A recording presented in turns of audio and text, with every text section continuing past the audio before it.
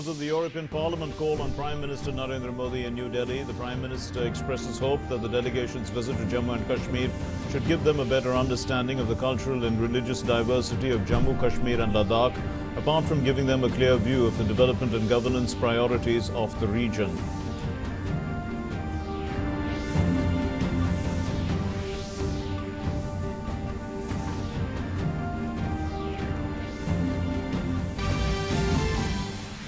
Prime Minister Narendra Modi highlights the importance of close international cooperation to fight against terrorism, says that the jump in India's position in ease of doing business rankings is a massive achievement for an enormous country like India, says governance systems are today enabling people to move in aspirational direction.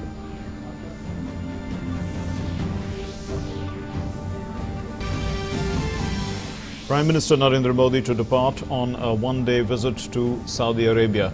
The Prime Minister to address the third Future Investment Initiative Forum.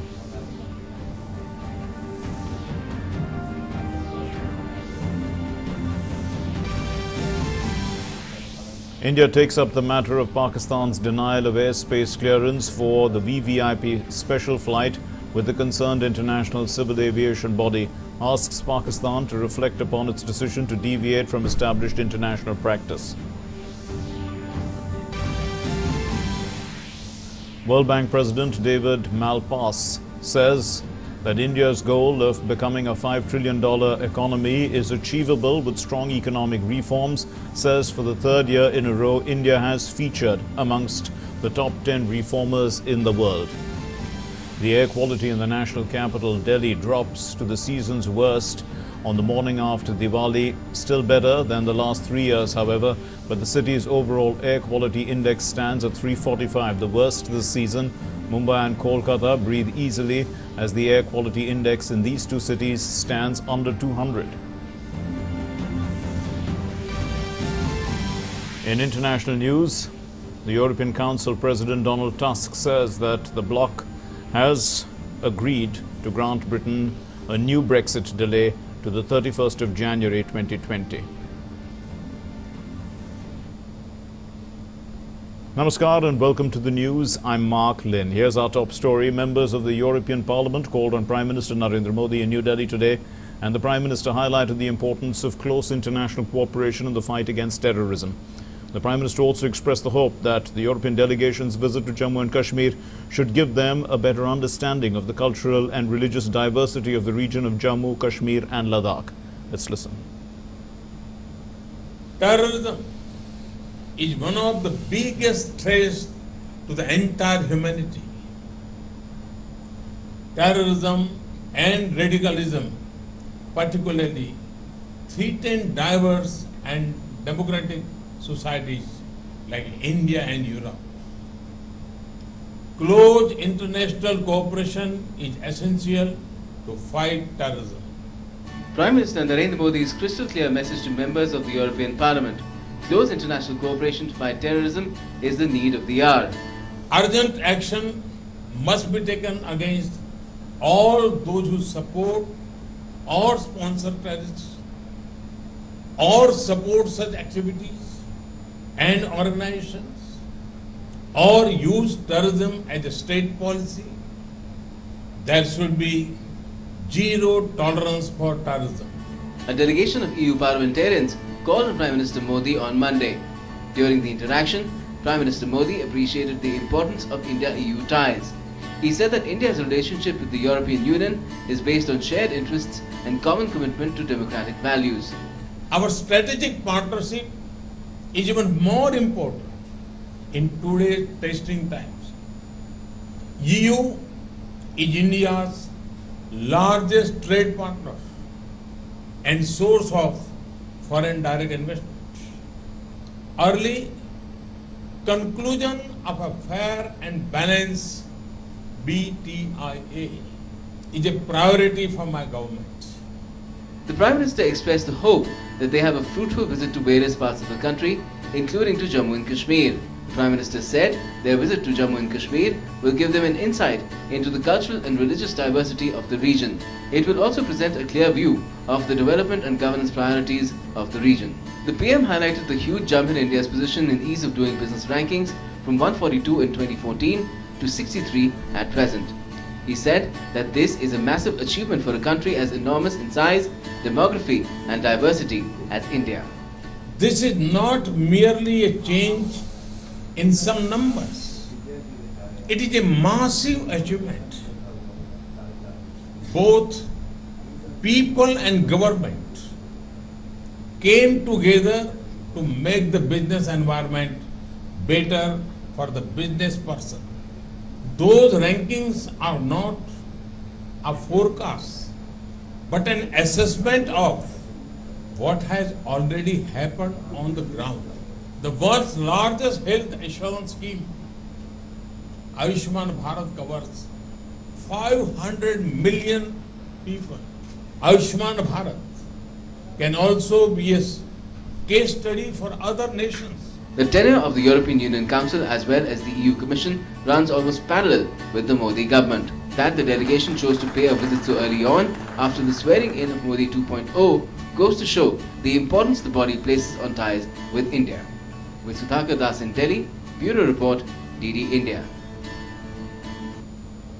Well, the Prime Minister departs for a day-long visit to Saudi Arabia later today, and he will deliver the keynote address at the third session of the Future Investment Initiative Forum in Riyadh. And this visit is expected to further cement the strategic partnership between the two countries. Here's more. Prime Minister Narendra Modi will be in Saudi Arabia on Tuesday. He will deliver the keynote address at the third session of the Future Investment Initiative Forum in Riyadh. The FII is also known as the Towers of the Desert. The third FII session is organized under the Vision 2030, which is a blueprint for economic transformation of Saudi Arabia through diversification of its oil-based economy. Several initiatives are being undertaken by Saudi Arabia to fulfill this vision. The aim is to work alongside global strategic partners and investment managers. Under its Vision 2030, Saudi Arabia has selected 8 countries for forging strategic partnership. These include India, China, the UK, the USA, France, Germany, South Korea and Japan. Prime Minister Modi, who is visiting the Saudi Kingdom on the invitation of King Salman, will also hold bilateral talks with him during the visit. An agreement on the Strategic Partnership Council is expected to be signed during the visit. King Salman will also host a banquet in the honor of Prime Minister Modi. This would be the biggest deliverable of the current visit of our Honorable Prime Minister to Saudi Arabia. The idea of the Strategic Partnership Council emerged during the Crown Prince visit, to India, His Royal Highness Crown Prince Mohammed bin Salman in February to India. This council will be the highest bilateral mechanism which would be existing between the two countries. It would be headed on the Indian side by our Prime Minister and on the Saudi side by the Crown Prince. And it would have 2 parallel verticals. One vertical would be on the political and security cooperation. This would be headed by the foreign ministers of both countries. Then there is another vertical which will be on economy and investments, which would be headed from our side by our CIM, Commerce and Industry Minister. Energy security has been the main area of India's engagement with Saudi Arabia. India is on its way to transforming the buyer-seller relationship in this sector into a much larger strategic partnership. Launch of integration of the e-migrate and Saudi e-Tawthiq portals for the benefit of workers is also on the cards. An MOU is likely to be signed during the visit to launch a RuPay card in Saudi Arabia, which will be very useful for not only the large Indian community but also Hajj and Umrah pilgrims. There is an agreement on defense, for defense procurement, defense industries. There is an agreement on renewable energy. We are going to launch the RuPay gateway, in Saudi Arabia, which would definitely help the huge Indian diaspora of 2.6 million, and also the Indian tourists and pilgrims, Hajj and Umrah pilgrims will come. On the workforce side, the integration of the e-Tawthiq with e-migrate, which was again discussed in February this year, has been completed. So that will also be launched. There will be several G2B and B2B agreements which will be also be signed on the sidelines of the visit. Though a short visit, it is very intense and strong on deliverables and hopes to further strengthen the growing strategic relationship between the two countries. With Kachin Prasad in Riyadh, Bureau Report, DD News. And the Maharashtra Chief Minister Devendra Fadnavis met the Governor Bhagat Singh Koshyari in Mumbai today. This meeting is aimed at extending the Diwali greetings as well to the Governor.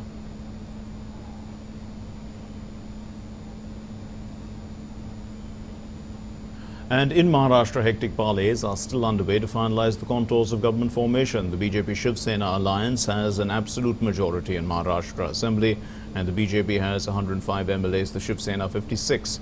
But the Shiv Sena had fought the assembly elections, we know, in Maharashtra in alliance with the BJP. The BJP will hold a meeting to elect the MLAs on the 30th. They will of the elected MLAs on the 30th, and they will decide the further course of action about the government formation.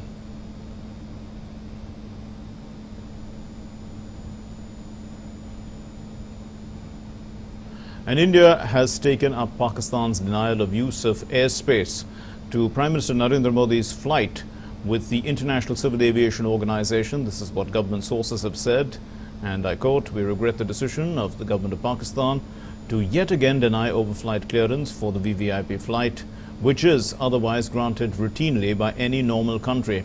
Overflight clearances are sought and granted by other countries as per prescribed ICAO guidelines, and India will continue to seek such overflight clearances." Separately, we have taken up the matter of such denial with the relevant international civil aviation body. Pakistan should reflect upon its decision to deviate from well-established international practice, as well as reconsider its old habit of misrepresenting the reasons for taking unilateral action.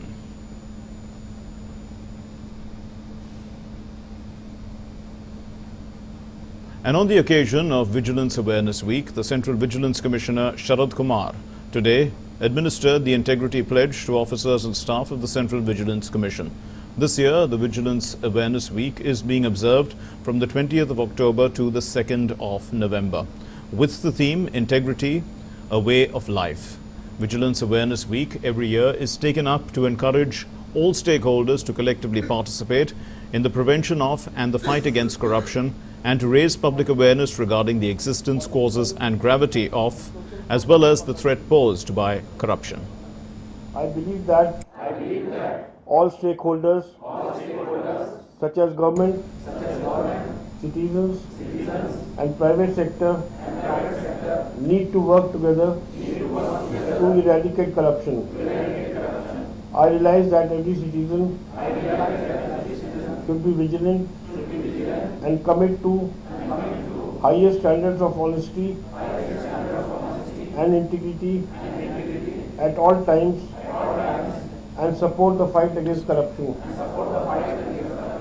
I therefore pledge to follow probity and rule of law in all walks of life, to neither take nor offer bribe, to perform all tasks in an honest and transparent manner, to act in public interest, to lead by example, exhibiting integrity in personal behavior, to report any incident of corruption to the appropriate agency. Thank you. And moving on to our next story then, the Central Vigilance Commission in fact is observing the Vigilance Awareness Week from today onwards till the 2nd of November, and the theme is Integrity, a Way of Life. This is observed every year during the week in which the birthday of Sardar Vallabhbhai Patel falls, that is on the 31st of October. The Vigilance Awareness Week is observed by the Central Vigilance Commission, and it affirms its commitment towards promotion of integrity and probity in public life through citizens' participation. The Central Vigilance Commissioner, Sharad Kumar, outlined the various outreach and media campaigns that are being organized by the Commission to create awareness among the public. The Vigilance Awareness Week, observed each year by the Central Vigilance Commission, affirms its commitment to promotion of integrity and probity in public life through citizen participation. Integrity, a Way of Life, have been chosen as the theme for the Vigilance Awareness Week this year by the Commission. Integrity and ethics form the foundational pillars of a nation, and national development takes place when individuals and organizations are committed to integrity as a core value. Combating corruption is not just a matter of making laws and creating institutions, but it is deeply rooted in human values and morals of individuals. Cultivating ethical values is essential for building a new India. And Vigilance Awareness Week 2019 is being observed throughout the country from the 28th of October to the 2nd of November. And the theme, as we said, is Integrity, a Way of Life. As a part of it, Indian Oil Corporation Limited is holding various awareness programs to combat corruption. Let's take a look at this report. Vigilance Awareness Week is observed every year to encourage all to participate in the fight against corruption. Indian Oil Corporation Limited will also observe the Vigilance Awareness Week 2019 from the 28th of October till 2nd of November on the theme Integrity, a Way of Life. अब पिछले कई सालों से IUCL ने इस पूरे सप्ताह को इस उद्देश्य के साथ कि हम कैसे ज़्यादा से ज़्यादा लोगों तक ये संदेश पहुंचा सकें कि भ्रष्टाचार रूपी जो एक मीनेस है उसको कैसे कम किया जा सकता है. Various programs will be held during the Vigilance Awareness Week to create awareness about fighting corruption. Indian Oil will reach out to students, Gram Sabhas and the public at large through administering Integrity Pledge. Nukkad Nataks would be conducted at public places like bus stands, railway stations to create awareness. Debates, quiz competitions, essay writing competitions, slogan writing will also be organized across various schools and colleges. हम नागरिकों से, कर्मचारियों से, अधिकारियों से ये अनुरोध करते हैं कि वो ऑनलाइन इंटीग्रिटी प्लेज लें और ये जीवन में अपना सूत्र बनाएं कि हम इंटीग्रिटी के साथ अपना जीवन जिएंगे. दूसरा, जैसे मैंने बताया कि पेंटिंग कंपटीशन, ऐसे competition, quiz competition, elocution, seminars, workshop और ये सब हमारा डिफरेंट टारगेट ग्रुप रहता है.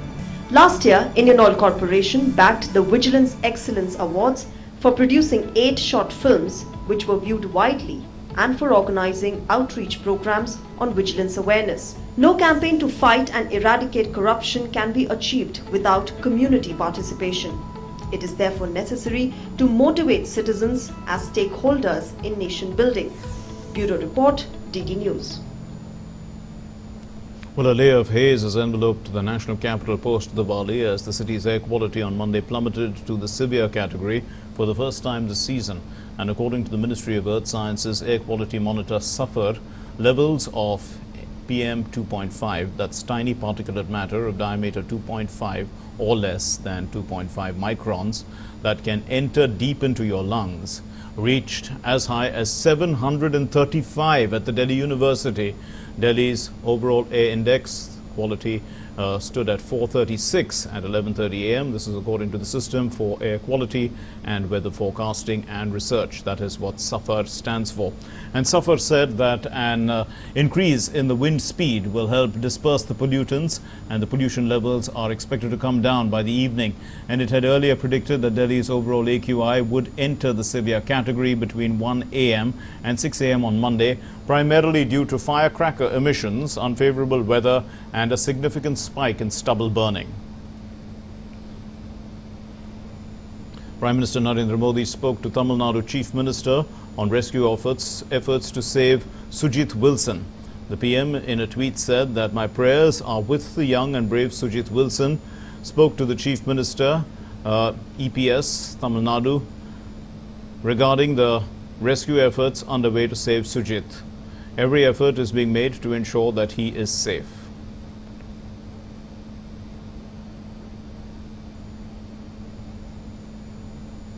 Aramb, the Common Foundation course for the civil service probationers, is underway at the Statue of Unity in Kevadia, with around 450 IAS probationers participating in it. World Bank President David Malpass addressed the trainees at the event, and Prime Minister Narendra Modi will deliver an address at the closing session of the event on the 31st of October. The first ever of its kind Common Foundation course for civil service probationers is being held at Statue of Unity in Kevadia. The program named Aram symbolizes the beginning of this type of training. This year the theme is how to achieve the goal of making India a $5 trillion economy. The probationers were also addressed by the World Bank President David Malpass, marking the inaugural session. The goal of becoming a $5 trillion economy by 2025 is both worthy and achievable with strong economic reforms. Making India's economic hopes a reality will require patience, persistence, and lots of energy from you and your colleagues. To lead the country into the ranks of upper middle income nations, you will need to seek new engines of growth that are sustainable, with opportunity and prosperity shared across the diversity of Indian society. The program is curated in such a way that its main focus lies in strengthening the foundation of a young and new India and inculcating importance of teamwork. देश को जिसने एक किया सरदार वल्लभ भाई पटेल के statue of unity, और हमने यहाँ पूरा एकता नगर खड़ा किया है। एक भारत श्रेष्ठ भारत, अलगता में एकता भारत की विशेषता, ये पूरा लघु भारत हम निर्माण करने के लिए कोशिश कर रहे हैं, और उसमें पूरे देश भर के प्रोफेशनल यहाँ ट्रेनिंग के लिए आए हैं। गुजरात की धरती पर उनका स्वागत है। सरदार पटेल को माना जाता है कि वो हमारी सिविल सर्विसेज के पेट्रन सेंट हैं। उन्हीं की वजह से सिविल सर्विसेज को रिटेन किया गया। हिस्टोरिकली अगर हम देखें तो जब देश का विभाजन हुआ उस समय देश की जो स्थिति थी उसके अंदर एक स्ट्रॉन्ग सिविल सर्विस को रखने में, और उनका ये मानना था कि एक स्ट्रॉन्ग सिविल सर्विस ही देश को यूनाइटेड रख सकती है। तो इसलिए जैसे ही पहला मौका मिला तो जो स्टैच्यू ऑफ यूनिटी पे अगर ये हम आरंभ प्रोग्राम कर रहे हैं, ये एक ट्रिब्यूट है सरदार पटेल को। Around 450 IAS probationers are participating in the foundation course. Prime Minister Narendra Modi will address the probationers during the closing session on 31st October. This program in the lap of nature, the stalwart statesman Sardar Patel statue, is even more symbolic, with the civil service probationers imbibing the principles that Sardar laid out for civil servants. Meghna Dev's report, DD News. And Nadia district of West Bengal is witnessing overwhelming response from unorganized sector workers to the Pradhanmantri Yogi MonDhan Yojana. And let's take a look at this report for that.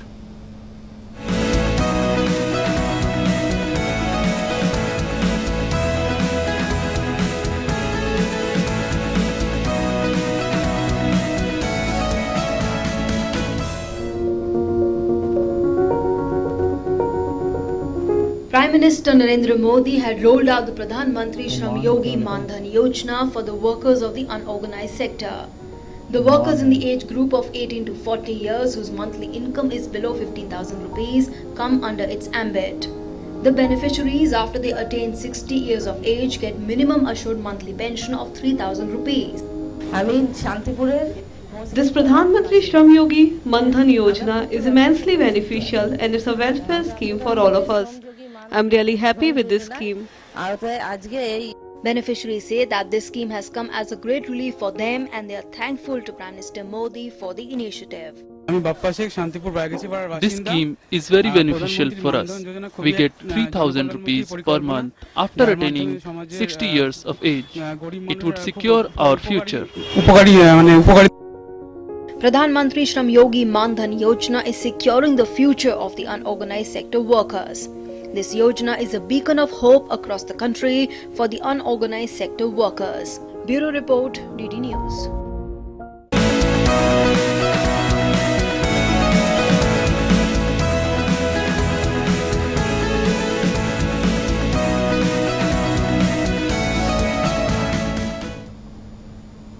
U.S. expert on security issues Stephen P. Cohen passed away on Sunday at the age of 83. The American political scientist and professor of security studies had pioneered research into strategic and defense issues related to India and Pakistan. He was most notably associated with the Brookings Institution think tank, which he joined after serving as the professor of political science and history at the University of Illinois. He co-authored and edited at least 12 books and is named as one of America's 500 most influential people in foreign affairs. Cohen conducted considerable research into India's strategic priorities and defense policies. Argentina's Peronist Alberto Fernandez swept back to power on Sunday, ousting Conservative President Mauricio Macri. Fernandes had 47.79% of the vote ahead of Macris' 40.71%, with more than 90% of the ballots counted, putting the centre-left challenger over the 45% threshold to avoid a runoff and win the election outright. Well, the European Union has agreed to delay Brexit until January 31 next year, just 3 days before it was due to take place. The European Council President Donald Tusk said on Twitter that the EU's 27 other countries had accepted the UK's request for a Brexit flextension until the 31st of January 2020. And this decision is expected to be formalized through a written procedure. The term flextension means that the UK will be able to leave earlier if the Brexit deal is secured by Prime Minister Boris Johnson and is ratified before January 31. Tusk's announcement came as European Union diplomats met in Brussels to sign off on the new delay for Britain's departure, which had been on October 31. In London, British politicians are later set to vote on whether to hold an early election to try to break the country's deadlock over Brexit. Johnson wants a December 12 election, but looks unlikely to get the required support from 2/3 of the lawmakers. Let's get you some sports news now. And in badminton, India's top men's doubles pair, that's Satvik Sairaj, Ranik Reddy and Chirag Shetty. They lost to the world number 1 pair of Marcus Fernandi Gideon and Kevin Sanjaya Sukamuljo. In the finals of the French Open in Paris last night, the Indian duo settled for silver after losing the final 18-21, 16-21. They put up a pretty good fight. And Papua New Guinea on Sunday secured a maiden place in the ICC Men's T20 World Cup in Australia next year. This is with a 45-run win over Kenya, since the Netherlands could not beat Scotland in 12.3 overs of their chase. It sent Papua New Guinea into the premier event Down Under next year. They were reduced to 19 for 6 within 4 overs, and it seemed that they had blown their opportunity to secure automatic qualification. However, led by Norman Vanua's fighting 48 ball 54, PNG recovered to post 118 in 19.3 overs. Earlier, Ireland had nearly sealed their spot with an 8-wicket win over Nigeria on Saturday. Their direct qualification was dependent on the result of the match between Oman and Jersey. A victory for Oman would have made Ireland's job tougher, but Jersey beat Oman by 14 runs. And that's all we have in this bulletin. Thanks for being with us. Namaskar.